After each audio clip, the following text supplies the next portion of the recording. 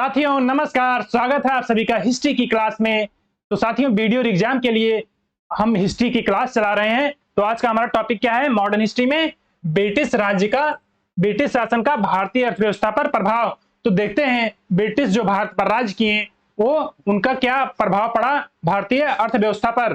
तो चलिएगा दोस्तों शुरू करते हैं पहले क्वेश्चन की तरफ। पहला क्वेश्चन हमारा है, ब्रिटिश शासन के दौरान भारत में उद्योगों का कोई स्वतंत्र विकास नहीं हुआ, इसका क्या कारण था? तो बताइएगा कि कोई भारत में स्वतंत्र उद्योग विकसित नहीं हो पाए। क्यों नहीं हुए? क्योंकि इसमें भारी उद्योगों का अभाव था। ठीक है, जो भारी उद्योग थे उनका अभाव देखा गया, इसलिए कोई स्वतंत्र विकास नहीं हुआ। नेक्स्ट क्वेश्चन है, और क्यों क्यों नहीं हुआ? क्योंकि ब्रिटिश जो है वो कच्चे माल भारत से ले जाकर के ब्रिटेन में वहां से वस्तुएं बनी बनाई सब कुछ यहाँ पर लाकर बाजार के रूप में भारत को देखते थे और यहाँ पर लाकर अपना व्यापार करते थे। इसलिए यहाँ पर कोई जो उद्योग भी थे वो थोड़े कॉस्टली पड़ते थे, महंगे पड़ते थे सामान, लेकिन अच्छे होते थे। तो ये ब्रिटिशर्स जो है सस्ते दामों पर उपलब्ध कराते थे, इसलिए भारत में कोई भी भारी उद्योग का विकास नहीं हो पाया था। तो नेक्स्ट क्वेश्चन है साथियों, इस्टमरारी बंदोबस्त किसने लागू किया? तो बताइएगा इस्टमरारी बंदोबस्त किसके द्वारा लागू किया गया था?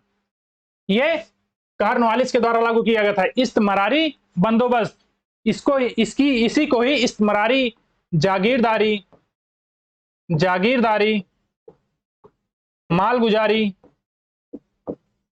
मालगुजारी और बिस्वेदारी, इसी को ही कहते थे। बिस्वेदारी आदि नामों से इसे जाना जाता था। ठीक है, और इसमें क्या होता था? इसमें जो है अंग्रेजों द्वारा नियुक्त किया जाता था भू राजस्व वसूलने के लिए, और उसमें जो 10/11 भाग था, 10/11 भाग ये तो वसूल कर अंग्रेजों को दिया जाता था, यानी सरकार को दिया जाता था। और जो 1/10 होता था, 1/11, ठीक है, 1/11 जो होता था ये स्वयं अपनी सेवा के लिए अपने पास ये रखते थे। ठीक है साथियों, चलिएगा नेक्स्ट क्वेश्चन है, और ये इस्टमरारी बंदोबस्त है, ये जो ब्रिटिश भारत था उसका टोटल 19% क्षेत्र पर लागू था। ठीक है, 19% क्षेत्रों पर एक कवर करता था ये इस्टमरारी बंदोबस्त व्यवस्था। नेक्स्ट क्वेश्चन है साथियों, किसके प्रशासन में अस्थायी बंदोबस्त प्रारंभ किया गया? तो बताइएगा अस्थायी बंदोबस्त किसके शासन में प्रारंभ किया गया था? ये कॉर्नवालिस के, ठीक है, कॉर्नवालिस के शासन में ये अस्थायी बंदोबस्त प्रारंभ किया गया। तो राइट ऑप्शन क्या हो जाएगा? राइट ऑप्शन ए हो जाएगा।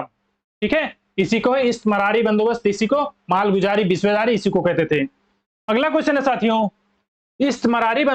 अस्थायी बंदोबस्त किसके साथ किया गया? तो जो अस्थायी बंदोबस्त है किसके साथ इनमें से किया गया था? तो किसके साथ किया गया था? यानी भू राजस्व किसे वसूलने के लिए नियुक्त किया गया था? ये जमींदारों को। ठीक है, जमींदारों के साथ ये अंग्रेजों ने किया था कि ये भू राजस्व किसानों से वसूलेंगे और हमें प्रदान करेंगे। नेक्स्ट क्वेश्चन है, किस गवर्नर जनरल ने भारत में अस्थायी भू राजस्व व्यवस्था स्थापित की थी? तो साथियों किसने अस्थायी रूप से स्थापित किया था? ये कॉर्नवालिस ने। ठीक है, कॉर्नवालिस ने ये 1793 में लागू, तो 1790 में ही हो गया था, लेकिन 1793 में इसे अस्थायी रूप से लागू कर दिया गया था। इसलिए जब पूछते हैं कि अस्थायी बंदोबस्त व्यवस्था कब लागू हुई थी, स्थापित हुई थी, तो 1793 इसका ऑप्शन होगा सही। नेक्स्ट क्वेश्चन है, कॉर्नवालिस ने अस्थायी बंदोबस्त कब लागू किया? तो बताइएगा कब लागू किया गया कॉर्नवालिस द्वारा अस्थायी बंदोबस्त? हमने अभी बताया कि 1793 ईस्वी में। ठीक है, राइट ऑप्शन इसका बी हो जाएगा। नेक्स्ट क्वेश्चन है साथियों, बिहार में परमानेंट सेटलमेंट लागू करने का क्या कारण था? तो बताइएगा परमानेंट सेटल मतलब अस्थायी बंदोबस्त, तो ये क्या कारण था? यहाँ पर ये देखिएगा जमींदारों के लिए जमीन पर वंश परंपरागत अधिकार को स्वेच्छा से हस्तांतरित करने का अधिकार। ठीक है, इसलिए यहाँ पर जो अस्थायी बंदोबस्त व्यवस्था थी यहाँ पर लागू किया गया था। नेक्स्ट क्वेश्चन है, सर थॉमस मुनरो भू राजस्व बंदोबस्त से संबंध है? तो थॉमस मुनरो किस बंदोबस्त से संबंधित है? ये रैयतवाड़ी बंदोबस्त। ठीक है, रैयतवाड़ी बंदोबस्त से संबंधित है। ठीक है, तो इसका राइट ऑप्शन क्या हो जाएगा? राइट ऑप्शन बी हो जाएगा। और ये कहां पर लागू किया था? ये तमिलनाडु के किस क्षेत्र में? तमिलनाडु के बारामल क्षेत्र में। ठीक है, कहां पर? 12 महल क्षेत्रफल में यहां क्षेत्र में लागू किया गया था। ठीक है, नेक्स्ट क्वेश्चन है, रैयतवाड़ी बंदोबस्त से कौन संबंधित है?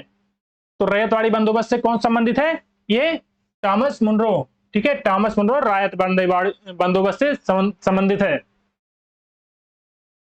नेक्स्ट क्वेश्चन है, अंग्रेजों ने रैयतवाड़ी बंदोबस्त कहां लागू किया था? तो किस प्रेसिडेंसी में लागू किया गया था? तमिलनाडु किस प्रेसिडेंसी में पड़ेगा? ये मद्रास प्रेसिडेंसी में लागू किया गया था रैयतवाड़ी बंदोबस्त व्यवस्था। नेक्स्ट क्वेश्चन है, अंग्रेजों ने और रैयतवाड़ी बंदोबस्त व्यवस्था में क्या था? ये जो जमींदारी हक था ये जमींदारों को दे दिया गया, जिन्हें भूमि का स्वामित्व था किसानों को ना बनाकर ये जमींदारों को बना दिया गया था। और इस तरह जो है ये पूरा जो भूमि था ये जमींदारों के कब्जे में आता चला गया और जो किसान था वो कर्जे में डूबता हुआ चला गया था। अगला क्वेश्चन है, अंग्रेजों ने रैयतवाड़ी व्यवस्था सर्वप्रथम आरंभ की थी, तो कहां पर सबसे प्रथम लागू किया गया था? ये मद्रास प्रेसिडेंसी में, बारामल क्षेत्र में ये लागू किया गया था। नेक्स्ट क्वेश्चन है, असम के सर्वप्रथम चाय कंपनी की स्थापना कब हुई थी? जो असम में जो चाय कंपनी थी उसकी स्थापना कब हुई थी साथियों? ये 1841 में। ठीक है, 1841 में ये कंपनी की स्थापना हुई थी, जो कि वर्तमान में अभी तक ये है। ठीक है, और इसका क्या नाम है कंपनी का? The Assam company.